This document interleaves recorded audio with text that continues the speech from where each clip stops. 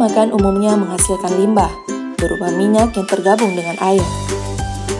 Dalam mendaur ulang limbah tersebut, rumah makan bisa menggunakan grease trap. Grease trap diletakkan di tempat pencucian piring.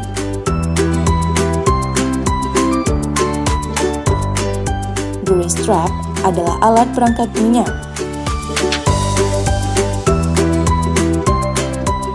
Alat ini membantu untuk memisahkan minyak dari air, sehingga minyak tidak menggumpal dan membeku di pipa pembuangan dan membuat pipa tersumbat. Air limbah yang terpisah dengan minyak dapat dimanfaatkan untuk menyiram tanaman.